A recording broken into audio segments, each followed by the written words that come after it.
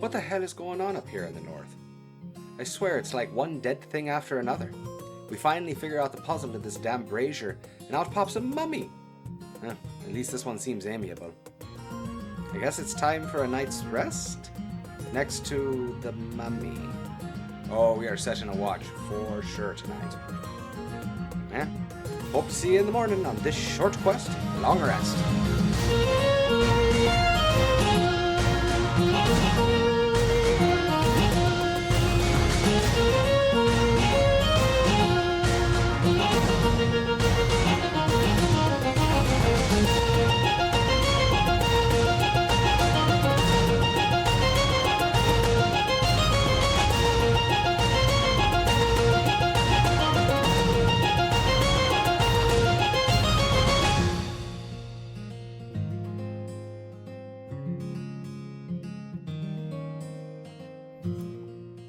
Alright everyone, welcome back to Short Quest Long Rest.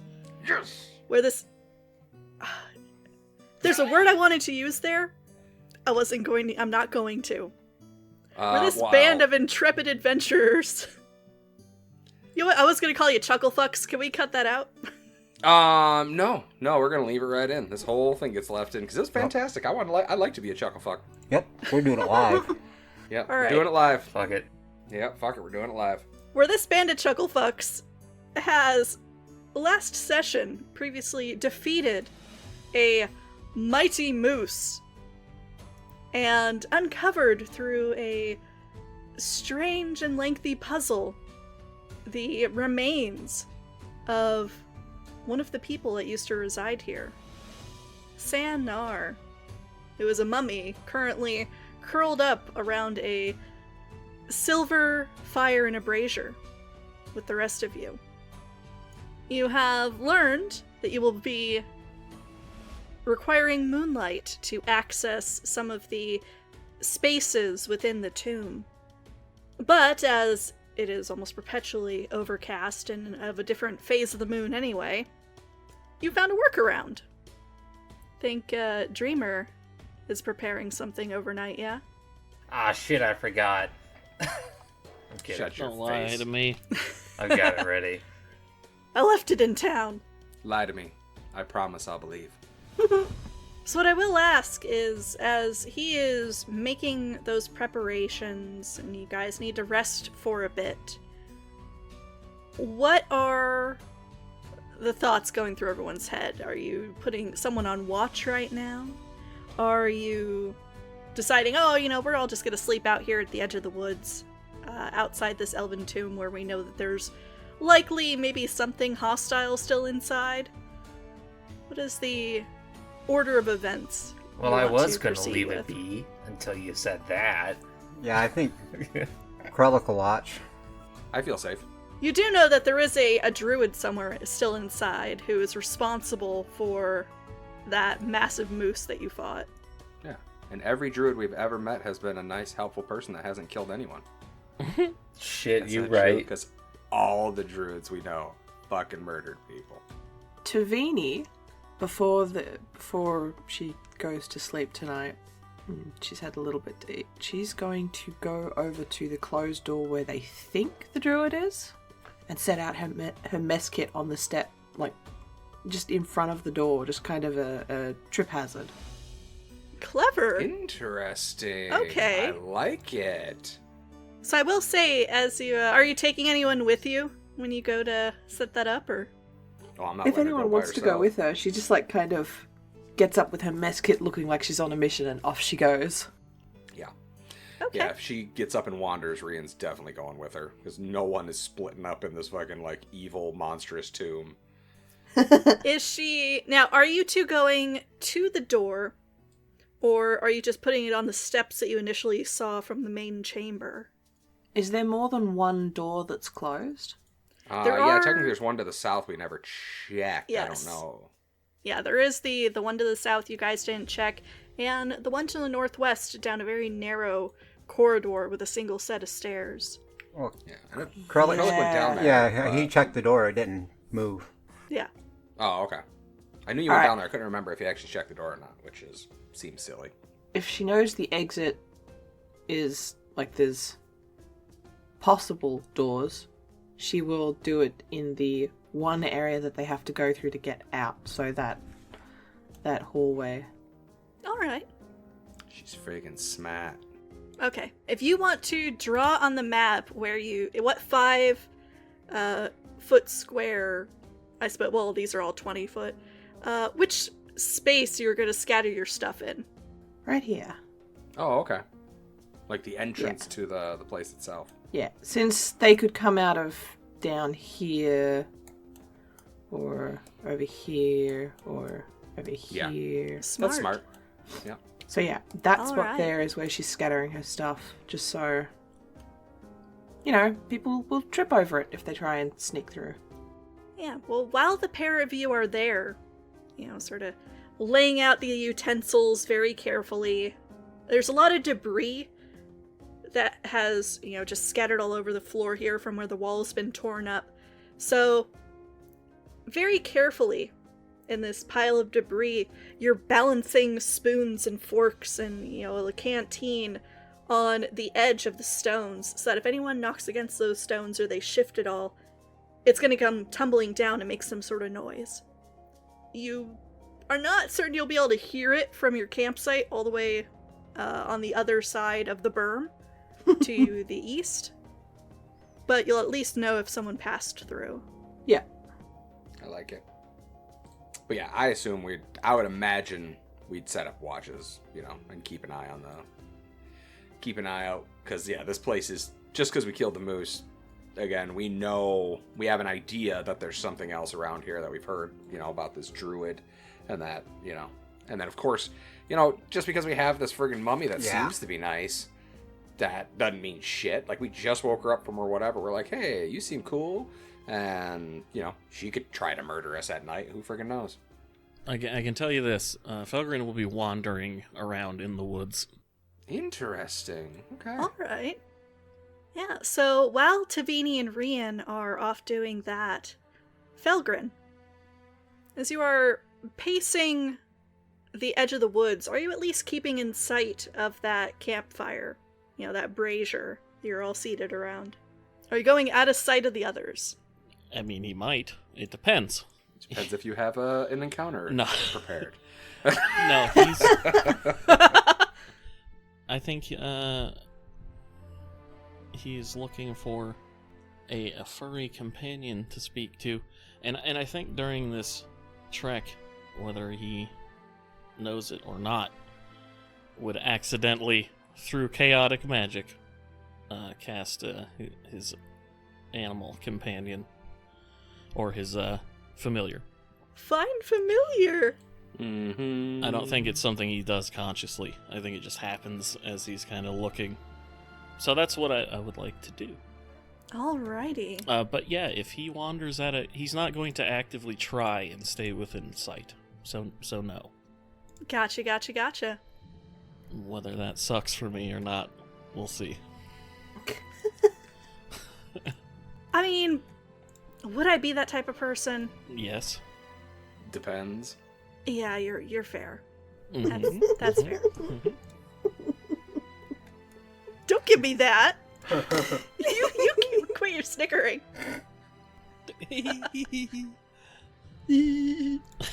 All right. Well, as you are wandering through the woods, you are at times passing over the leftover trails in the snow from creatures that had left the tomb with the demise of their protector, the great white moose that has long been terrorizing the Lonely Wood. Every set of tracks you pass, you pause for a moment, and you're not entirely sure, you're not really an outdoorsman, and it's hard to gauge in the snow whether you're looking at rabbit tracks or fox tracks, or you did see a bear at one point, but that went south, and I really doubt it could have circled north. Maybe. I'd like you to give me a survival check. Good. You're great at it. Hey, 19 Hey, not bad. on the die. Yep, 19 on the die, 19 for the score, because fucking bonus is 0. Yep. All right. Love it. Well, as you are rooting around. You're checking under bushes that have no leaves on them anymore. It's just snow piled up. All their branches heavy with the stuff, and the tips blackened from having been so long exposed to the frost that they're just dead. You're peeking underneath a bush where it seems like there's been some ground cleared out, and hardly inches from your nose pops up a bright orange face with pointed ears and a long snout, very luxurious fur. He stops inches from your face as you're kind of looking under this bush, and you realize you're outside of a foxhole. Oh, well, good evening there. Hello. Sorry to... Were you about to come in? I don't have room for someone of your like. No. But you could come out. Yes? You see him cock his head to the side for a moment, and then he looks out either side of the hole. And stepping out, you see a fox that does not have the telltale white coat of the other foxes you've seen in this area, nor even some of that brown speckling you see of an Arctic fox. This is one straight out of, say, the Southlands, the more temperate forests on the other side of the mountains that separate the Dale from the rest of society. His coat, luxurious long fur, very floofy, immaculately groomed. And every time that he turns his head, there's almost a shimmer to it. There's something quite unnatural about this fox. It doesn't... that stands out immediately to you.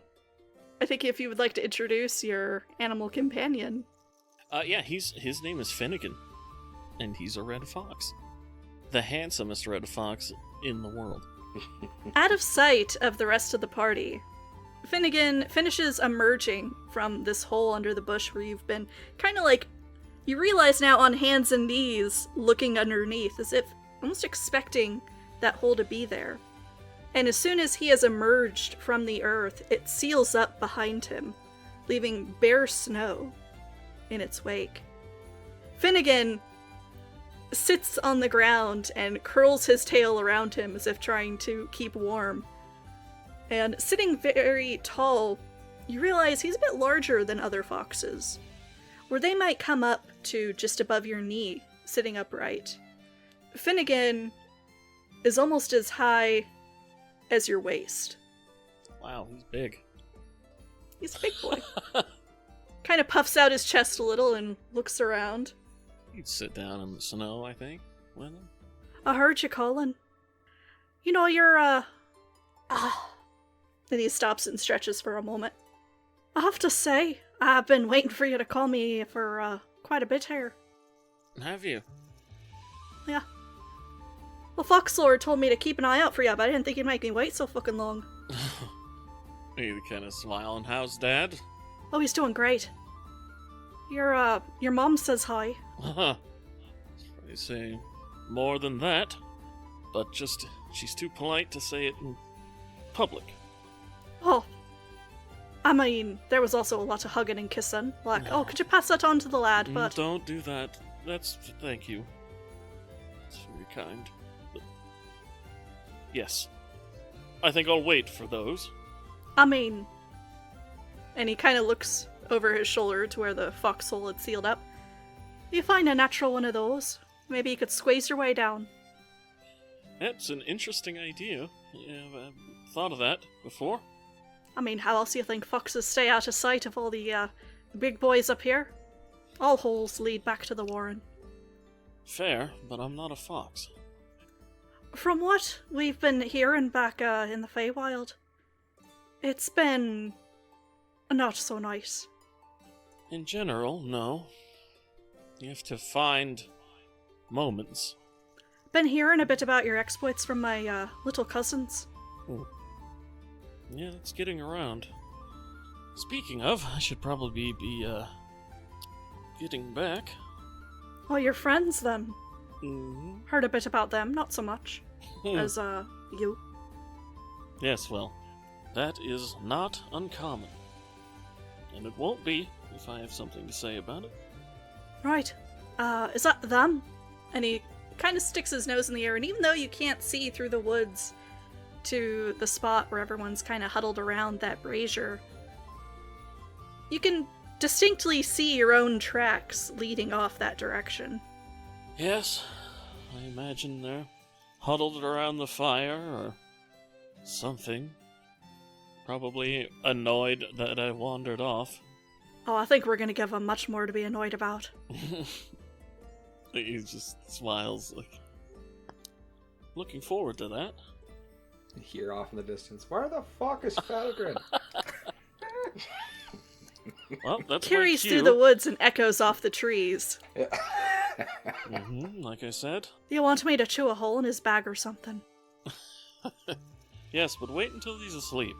With the dwarf, you could probably do it while he's awake. He that inattentive. Well, depends on if he's eating. It's a very loud experience. I'll keep my ears open. You won't have to. You'll hear it from a mile away. He's one who enjoys his snacks. Finn pauses for a moment, and his head goes to one side, and he seems to be thinking, right, I'll think of something for him. Better be good. And he just kind of gets up and starts walking towards the camp. Finnegan pops up and trots along at your heels, and as he does, looking at him, that distinctive shimmer that his fur has, you realize it's not necessarily magic that you're seeing, though you are growing aware the more you talk with him and kind of settle into a familiar routine with the creature that you've only just met, that you're seeing the shadow of leaves and branches from a forest that you can't see falling over his fur. It's awesome. Trotting alongside you, it is almost as if he is half within the Feywild. Gotta learn how to do that. Yeah, better watch out at him. He coming for your snacks. Probably much nicer in there, eh? Not as cold. All the time. I mean, I've got this very, very nice fur. It's different being in the shape on this side. Is it? Aye. I'll tell you, they And he don't gives make you this. make them as big as you here. Surprised by that. Very big.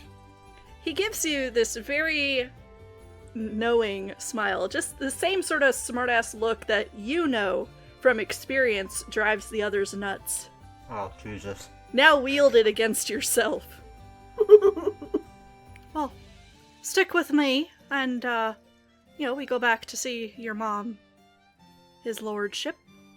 Could be that, you actually see what makes a fox like me so big. Looking forward to it.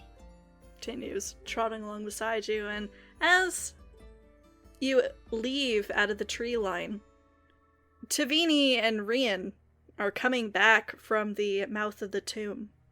And the three of you sort of converge around the silver brazier at the same time, where Dreamer and Krellick are sitting there with a mummy who is stock still like a statue across the fire from the pair of them. Rian and Tavini and all the others, there is a very large red fox in the snow beside Felgren there when he comes up. Where the hell did you go? And who the hell's that? A friend. Friend. His name is Finnegan. Oh. Found another fox? He's a big one, goddamn. It's different. He's different. He just kind of looks at him, but, yes. From the Feywild, I think. Smell it on him. Oh, interesting. Where'd you dig him up? In a hole in the ground. The Feywild. Yes. Feywild, exactly. Dreamer gets it. I don't. Yeah, you acted like it. You were very convincing. I believed you for a half a second, but then again, I never really understand the things you say. Even when you're saying the thing that's happening, like just plainly saying it, it still feels alien and foreign to me. But Well, it could be a guess, but I think he's going to be sticking around. Oh, really? Yeah, you'll like him. He talks like you, only better. Huh. Well, I don't know how I feel about that. I like to think I have a way with words. I kind of look to the group and I'm like, don't I? No, yes, What? of course you do, and just grips your shoulder and walks past you. As you say this, Rian, And as Felgren grabs your shoulder, the fox gives you a very sardonic look. And none of you can hear his response except Felgren. Oh, poor lamb. He thinks he can talk well. Yes, well, you'll realize that every now and then a bit of philanthropy is called for. Even for sorry saps like him.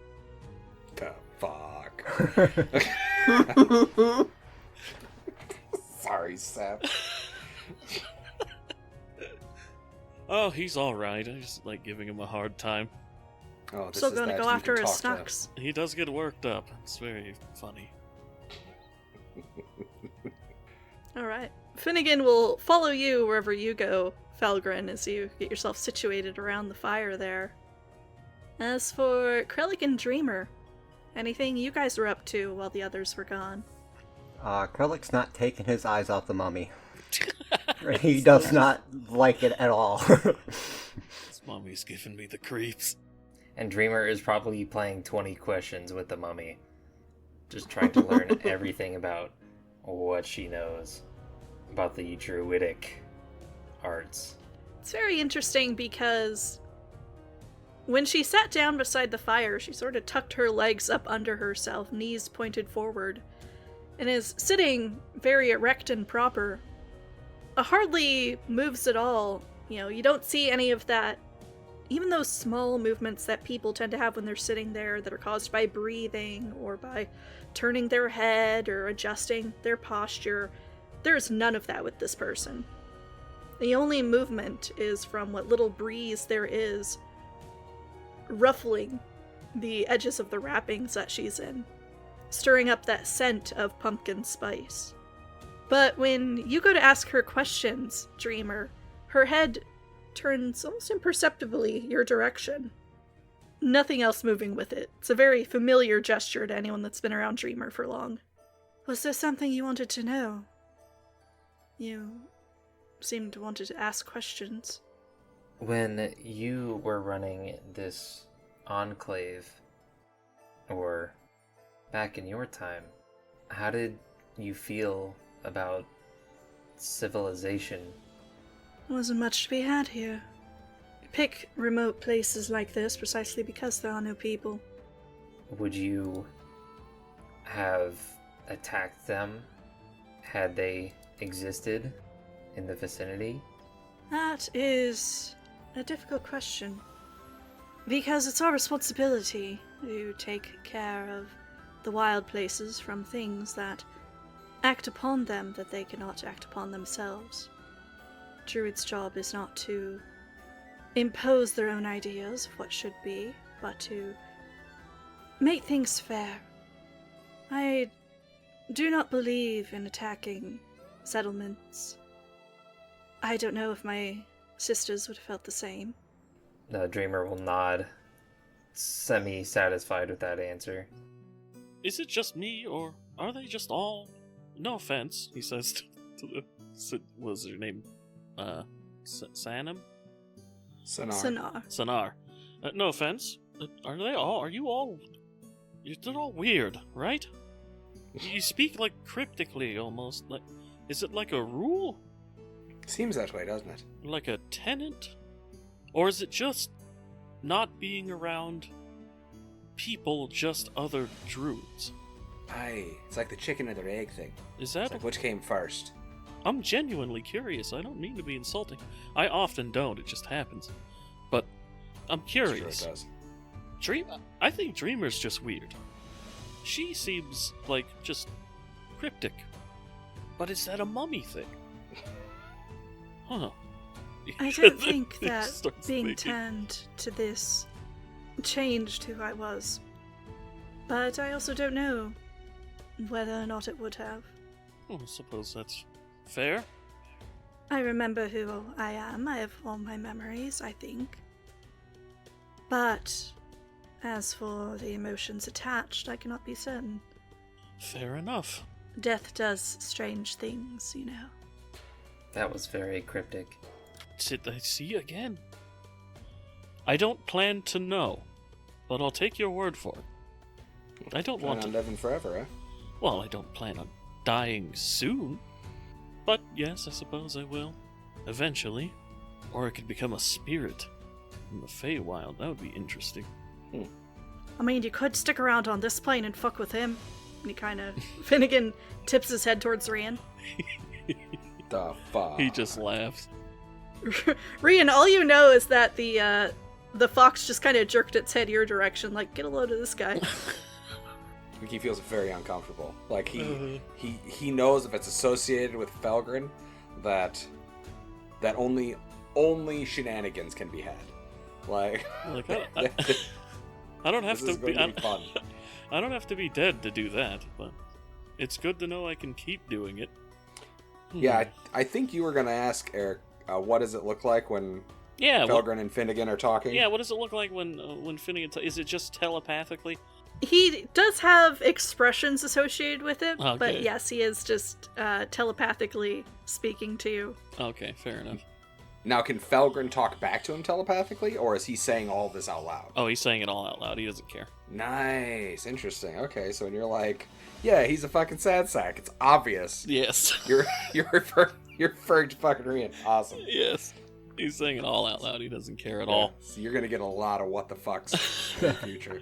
If he's trying Like, to what be... the fuck? Of course, if he's trying to be subtle, he'll... I will specify if he's using it telepathically. If I don't, he is saying it out loud. Nice. Any time in the past that Felgren has communicated with foxes in front of the rest of you, he's spoken to it, and That's it's true. just sat there and seemed to respond to him. And it is the same in this instance. Cool. Okay. That's awesome. Meanwhile, Miri is off in the semi-dark at the very edges of the campfire, sort of up on the berm, Mm-hmm. coiled up at its edge, watching the rest of you, the end of her tail hanging down. Oh, yes, I suppose I should have warned you. There is a dragon. Oh yeah, we've been keeping up to speed Oh, on right. what's, Right, yes. Yeah. Well, go introduce yourself. Finnegan goes bounding over to the base of the berm and looks up at Miri. She's laying there with sort of like half-closed eyes, very plainly drifting off, until Finnegan gives a small happy yap, and one of those eyes peeks open and she looks down. Oh hey, do we have a new friend? Miri stretches and yawns, and she starts to get up to, come down to the ground beside you guys. But Finnegan barks up at her again, and you hear Felgren, no, you stay right there, I'll go around. And he goes dashing off towards the stairs, and after a short while, you see his head sort of popping up over the lip of the berm, like hers is. And he just kind of sits down beside her. And Miri is watching this fox with the sort of look of a sleepy toddler on her face. But as he kind of leans against her side, she shrugs it off and just goes back to sleeping. Hi, do not tell Rian, but this episode of Short Quest Long Rest is sponsored by Rat Trap Games. They have affordable little pieces and mats to create scenes in your games with lots and lots of flexibility. Oh, we call them scenics. They are easy to store and set up. You do not have to paint them or assemble them like complicated little puzzles. There are also books and dice. Oh, shiny. And many more things you can use in your stories. And if you use SQLR21, that's SQLR21, you get 10% off. Quick though, before Ian finds out. Thank you, Rat Trap. Oh, I heard that. Ugh. One more time. That's rattrapgames.com. And enter the code SQLR21 at checkout for 10% off your purchase. Now, back to the adventure. Getting along famously. Oh, that's nice to see. Well, so is this like the thing Dreamer did? You know, when we talked about that, as far as down in the cave where he went and murdered his own owl. It feels like it. In the gut, I feel a connection. Interesting. I didn't murder the owl. Oh, I'm sorry. That's right. It was everything else you murdered. My apologies. Yes, yeah. He murdered everything else and desummoned the owl. Yes, that's right, because you said it was like sending it home. Sorry. Again, still new to me. I'm trying to learn all the intricacies of the magic and stuff like that. Yes. I don't pretend to understand any of that. But Felgren, roll me a dexterity saving throw. Oh, good. this will be fun. It begins. Sure. Saving throw. Bam. 11. Not bad. 11. So as you go to poke fun at Dreamer for killing off that cave of kobolds, from the direction of Miri and Finnegan, you hear a faint whooshing sound and you move your head out of the way just in time to avoid being struck in the back of the head by a snowball that lands in the brazier and immediately gutters out. Turn around. The pair of them kind of look at each other, and Miri goes back to pretending to be asleep. You're not fooling anyone. What? Did they just extinguish the... No. Nope. Okay. A little bit of hissing and guttering, but yeah, it doesn't go out. Hit anybody else. Hit him, points at Dreamer. He doesn't care. Probably wouldn't even feel it. No response from up there. Also no response from Dreamer, I'd imagine. Dreamer looks offended. Well, you don't ever seem cold, so that's all I'm saying. It's got a good point. If you are, you don't show it. This is going to get annoying, he looks at Rian. Hey, you started this. I know. I have a feeling you get a lot of things that backfire on you as things Well, go on. all of the time. Ah, yeah, that's right. You got this. Plus with the mild magic and everything. Man. Yes, it's my lot in life. Well, at least up to this point, it hasn't been too terrible. Just a beard and a hot coin and... And your dragon gnawing my ears off? Oh, that's right. I forgot about that one. I didn't. It hurt a lot. Well, we'll make it through. A snowball to the back of the head isn't that bad. I mean, if that's the worst, it could happen. I mean, I was going to, give some other instances, but I feel like that's just tempted fate. So, I'll just keep those things to myself. Well, anything worth doing has risk attached. There you go. There's some bright side to look on things. Anyway, Aye. I'm going to sleep. Aye, me too. We'll get some rest. Who's taking first watch? I'll take it. Aye. Alrighty. So, Krellick, if I could get a perception check. And is anyone staying up with him? Well, I'm gonna shut down until it's my turn. Uh-oh. A 6. Alright. yay, Sonar's helping. And sorry, Dagny, did you say Tavini was staying up as well, or? Yeah, she's staying up with Krellick. Alright, could I get a perception check? Yeah. Not bad. 15. Hey. So, while the others lay out their bedrolls or power down to sleep, Tavini, Krellick, and weirdly your new mummy companion, Sanar, are all sitting up around the silvery brazier. Sanar is not moving at all, as she was before, just staring into the silver flames. But Tavini and Krellick, the pair of you are looking about, checking the edge of the woods, scanning for any signs of movement. Krellick, to your eyes, nothing happens. All you hear is the creaking of tree limbs as wind blows through the pines.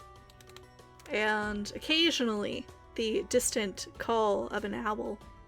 Tavini, you, watching the edge of those trees, catch, about half an hour into your watch, the silent shape of an owl swooping low from one tall tree to another across the edge of the forest. And very briefly, it ducks and touches the snow. And you see it strike at something in the snow. But when it goes flying off, continuing eastward, you don't see anything in its claws. The first watch passes otherwise uneventfully. And it's time to wake up the next pair of people, or next person for watch. Who's taking the second one? I got it. Well then, Krellick will walk over and nudge him. Time to get up. Hey, that was a good couple hours. Okay, no, I'm good. Okay, here we go. Are you waking Miri to sit up with you, or? No, he's gonna do his own, because I think he's gonna actually, well, wait a minute, how many do we do? We do 4 2 hours, right? Yep. Okay, so that's... Nah, I'll just let her sleep. Just gonna hang out myself and, maybe have a chat with, old Sonar. Alright. So, Tavini and Krellick, you settle down into your bedrolls. And, yep, perception check from Rian, 16 there. Nice. The forest is similarly quiet for you. And after about half an hour or so, Sonar starts to turn her head and she looks at the edge of the forest. Didn't used to be so quiet in my time. The forest was. Woods are always quiet, but this... I think that puts him on edge a little bit, and he'll take out one of his long sword and start taking the whetstone to it and like sharpening it, and just in keeping his eyes trained on the thing, because quiet usually means something about. He'll just continue to engage with her and like, so back in your day, what was the forest like? Say, you ever dealt with anything like this perpetual night going on? Okay, well, not a perpetual night, but we had our long periods of darkness. Sun would sometimes only be up for a few hours, but never perpetually gone. How long has this been going on? Well, from what we've heard, it's been about a year. It's been going on. We've only been up here maybe a month or so. It's funny, we all started off as just delivery boys. Or people, I should say. Picked up a couple of stragglers along the way, and before we know it, we're taking on liches, fighting monsters all sorts, saving people on top of mountains. It's been quite the experience so far. You don't really see any changes in Sanar's expression. It is completely immobilized from age and desiccation. But you do hear concern creeping into her voice. And it's a year, it's no wonder it's so quiet out there. Aye. It's a wonder not everything's starved yet. Well, it's actually a good point. I didn't even think about that. I say, animals rely on food. Food from plants. Plants still need sun, even in the snow. You know how deer feed themselves in the winter? Oh, actually I'm not aware. Root around in the snow on the ground, for grass lying under beneath. It would be alright for a few months, maybe. But a year. I think I know why the forest is so quiet. I think I can make my own inferences on that now too, but it's one of the reasons why we're up here. We're trying to figure out what's causing this, and hopefully put a stop to it. Your band? I think we're, for the most part, we're all pretty much on the same page. Just seems like everywhere we go, everybody's just they're trying to live with it, and no one does seem to be doing anything actually about it. So, at some point, somebody's got to do it. That's very noble of you. I wish I could claim noble causes and greater good, but my little one up there, Miri, so I came up here to find her a safe place to live, away from some folks that might want to get her back. And if I can't live peacefully up here, then there's no place for me to hide. So the quicker I can clear all this up and make the north just a little bit more safer, perhaps I can settle down somewhere with her and let her grow up to be nice, big, and strong, and then she can go wherever the hell she wants. Sonar gives a barely perceptible nod of her head, just a single motion, and then turns away from staring at the tree line to just kind of gaze into that brazier again. The rest of your watch passes uneventfully, the forest utterly silent. that owl from Tavini's watch long since passed. You could still see the tracks of the smaller animals that had fled northward into the woods. There's not been any snowfall to cover those up, and they're very distinct. There is a brief moment where you kind of spend some time wondering how they're going to do out there. But your watch passes, and it's time to wake up the next person. Who's taking third? I suppose that's me. Yeah, I was gonna say. I'd say most likely Falcon. I was trying to remember what Dreamer's hours thing is, but I think he needs 6, right? Mm-hmm. Yeah, so yeah, then it would be, I'd give Felgren a little jostle. And like, hey, wake up, Sleeping Beauty, it's your turn. Really? No, I'm just joking. You go back to bed. He just kind of sits up. Go to sleep. You and your stuff will be fine. What the? Wait, what? He just claps you on the back. God, I hate it when he does that. I never know when he's being truthful or not. God damn it, he just Never mumbles. will. So he goes and lays down. And he takes his bag and kind of like hugs it, like pulls it into his chest, like as he lays down. He's like, God damn, Felgren. I'm not gonna be able to sleep now. Son of a bitch. All right. So, Felgren, the moment that you sort of approach the brazier and sit down to enjoy its warmth and start your watch, it's only about a minute before you hear the very, very faint crunch of snow from behind you.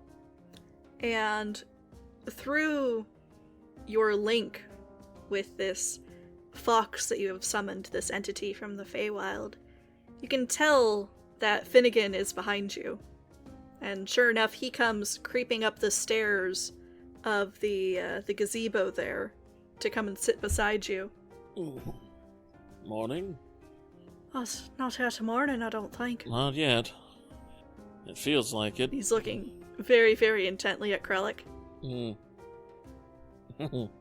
He a heavy sleeper? Well, is he, Adam? Oh, probably. He's Swan old. Mogs. He's old. He seems like it. Yes. You have something in mind?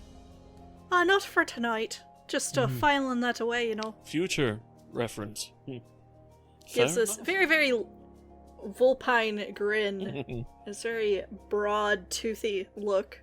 Well, keep an eye out. Stealing from them is one thing, letting them die is another. I mean, I would not be so, I wouldn't want to leave you alone out here. That would be nice. Alright. Finnegan, sitting beside you, sort of perks up his ears, and, they twitch in the direction of any sounds that he might pick up. As a fox, he has advantage on perception checks for hearing to assist you with your watch. Hooray! Hell yeah. So, a 20 and a 12. Oh, I did dexterity. Whoops. Meh. Perception. That's better. Nice. There we go, 19. Yeah, the pair of you are just keyed up. You are in tune with the forest around you. And as heightened as your senses are relying on one another, nothing happens. And after a time, your watch draws to a close, and it would be time for Dreamer to sit up or someone else to take charge. Well, that was a waste of some serious mojo. Oh, the 19 roll? Yeah, well, yeah, because they were in sync. He's just commenting on that nothing happened. Well, it's always good to be prepared. True. He's kind of casually walking over to Dreamer, and he reaches out to kind of knock on his head. It's up to Dreamer whether or not he wakes up before that happens. No, you'll knock on his head. Okay, clunk, clunk, clunk. His eyes will flicker open and he'll look up at you. Your turn. Okay. You have fun with your weird conversations with Sonar. They're not weird. They're a little weird. And he kind of walks off to where he was sleeping. I can hear you. He just kind of waves over his shoulder. Finnegan goes and joins you at the base of the berm. And before he lays down, he starts scraping away at the snow and exposes a bare patch of earth for him to lay down on. I don't want it soaking through my coat, you know. Yes, maintenance is important. Oh yeah, it takes a lot of upkeep to look this gorgeous. Preach. Oh, Jesus. And he just kind of closes his eyes and leans his head back. And Finnegan has arranged himself so that he's able to essentially sleep so that his belly is on top of your head, so he's like trying to keep warm around your scalp and just happens to also keep you warm in the process. It's like a fox You know, I hat. have 2 Like a dreamers fox and hat. 2 Felgrins. That's right. Yep. Yeah. We're just gonna boost each other's confidence constantly. Yeah. It's an infinite. That's what you guys needed. Yes, desperately. You guys don't recognize his beauty enough. Oh my god, it's like looking in a mirror. Yeah. Hey, you're the one playing that mirror. Alright. Dreamer, are you doing anything on your watch? I'm mostly just on watch. Okay, Any questions that I had were answered. gotcha. So if you want to roll me a perception check. Because Sonar just rolled a 4. I rolled a 1! But still ended up louder or better than fucking Sonar. Yeah, yep. Even with the 1, you still roll twice as well as she does. 8 total. Alright. Yeah. Indeed. Well, this is when the orc horde descended upon us. How did you know? Nah, so after a few minutes of kind of like cursorily scanning the forest, you look over your shoulder at the berm where you see that the new fox companion of Felgrin is currently curled up around his scalp. You fall into conversation with Sonar, and overnight talk a little bit about the Dale, how she remembers it. You wind up comparing some of the geography features she describes to those that you've experienced so far on your journeys, and realize that though it's been a very long time for her, the Dale has not physically changed much. It is one of those timeless places. There does come a moment, however, when she stands up and looks to the northwest. Was there something moving over there? Was there? Looking, you don't see anything. And after a moment, she sits back down, again tucking her knees underneath herself. I must be jumpier than I thought. Surprising to find that. Your friend Rian said that you'd be trying to solve this problem of perpetual night here in the Dale. What are your plans with that?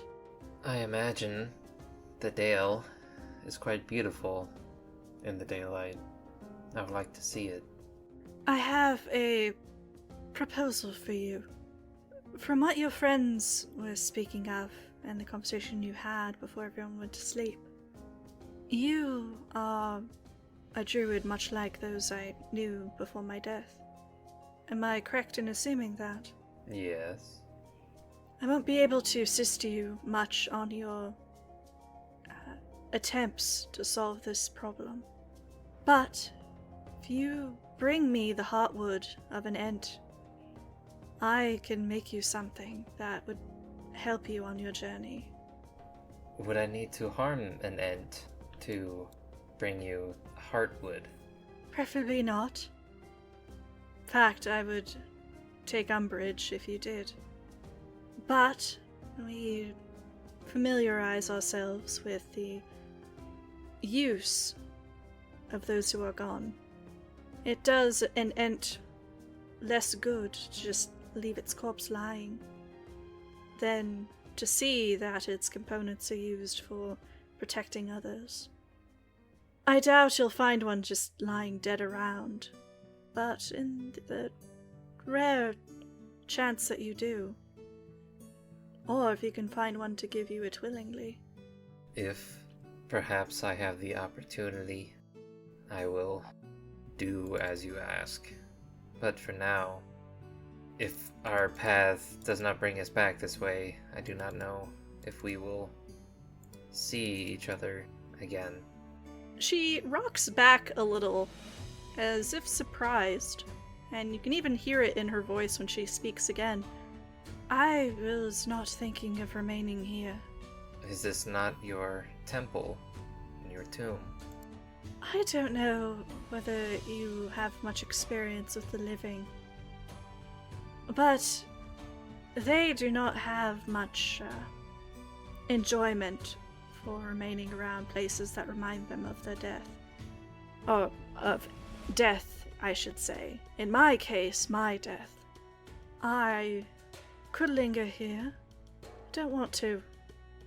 You don't have to take me with you far. Just someplace where I'm not here.